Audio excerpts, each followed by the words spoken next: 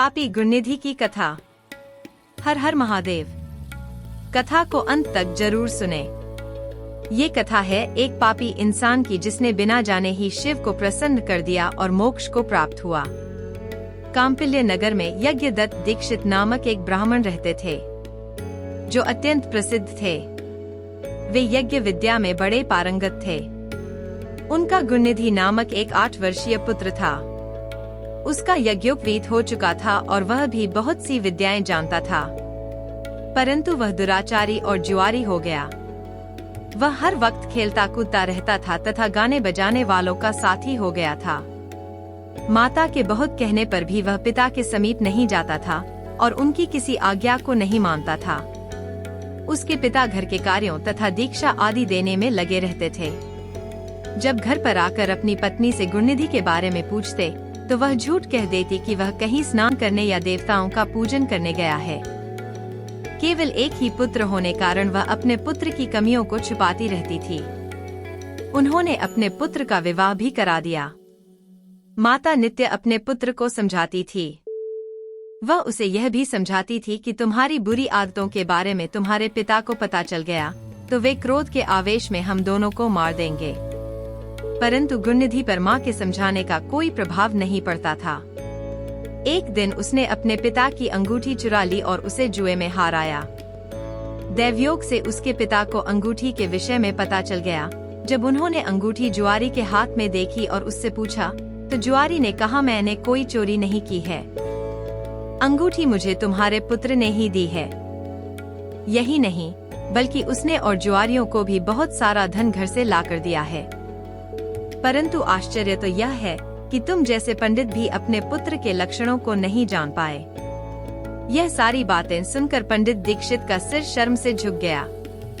वे सिर झुकाकर और अपना मुंह ढककर अपने घर की ओर चल दिए। घर पहुंचकर गुस्से से उन्होंने अपनी पत्नी को पुकारा। अपनी पत्नी से उन्होंने पूछा, तेरा लाडला पुत्र कहाँ गया है? मेरी अंगूठी जो मैंने सुबह तुम्हें दी थी वह कहाँ है? मुझे जल्दी से दो। पंडित की पत्नी ने फिर झूठ बोल दिया, मुझे स्मरण नहीं है कि वह कहाँ है।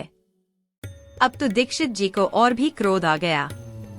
वे अपनी पत्नी से बोले, तू बड़ी सत्यवादिनी है, इसलिए मैं जब भी गुणनिधि के बारे में पूछता हूँ तब मुझे अपनी बातों से बहला देती है।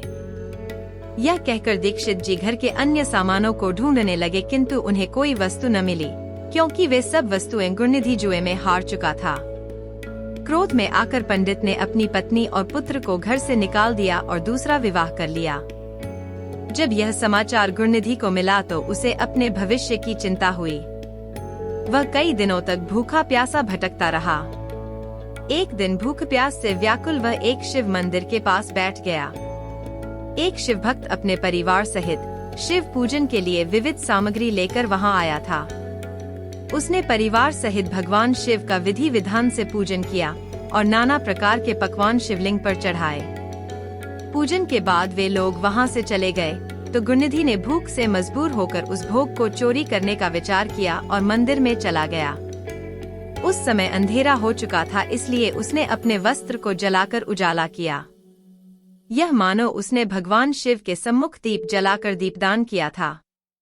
जैसे ही वह सब भोग उठाकर भागने लगा, उसके पैरों की धमक से लोगों को पता चल गया कि उसने मंदिर में चोरी की है। सभी उसे पकड़ने के लिए दौड़े और उसका पीछा करने लगे। नगर के लोगों ने उसे खूब मारा।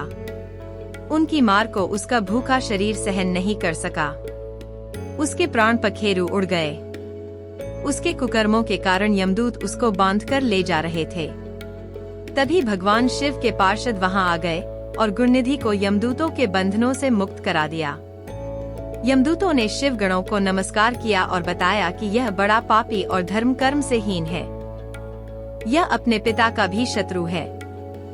इसने शिवजी के भोग की भी चोरी की। इसने बहुत पाप किए हैं, इसलिए यह यमलोक का अधिकारी है।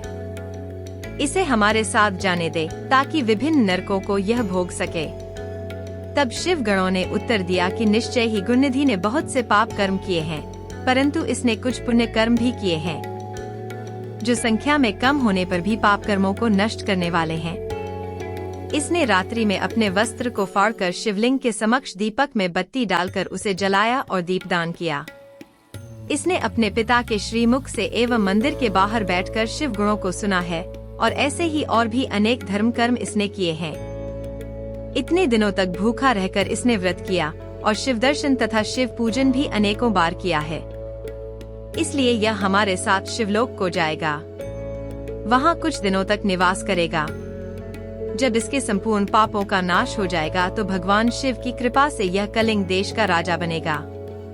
अतः यमदूतों, तुम अपने लोक को लौट जाओ। यह सुनकर यमदूत यमलोक को चले गए।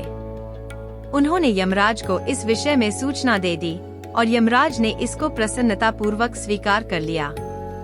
तत्पश्चात गुणनिधि नामक ब्राह्मण को लेकर शिवगण शिवलोक को चल दिए। कैलाश पर भगवान शिव और देवी उमा विराजमान थे। उसे उनके सामने लाया गया। गुणनिधि ने भगवान शिवोमा की चरण वंदना की और उनकी स्तुति की। उसने महादेव से अपने किए कर्मों के बारे में क्षमा याचना की। भगवान ने उसे क्षमा प्रदान कर दी। वहाँ शिवलोक में कुछ दिन निवास करने के बाद गुणनिधि कलिंग देश के राजा अरिंदम के पुत्र दम के रूप में विख्यात हुआ। ही भक्तों, शिवजी की थोड़ी सी सेवा भी उसके लिए अत्यंत फलदायक हुई। इस गुणनिधि के चरित्र को जो कोई पढ़ता अथवा सुनता है, उसकी सभी कामनाएं पूरी होती हैं तथा वह मनुष्य सुख शांति प्राप्त करता है।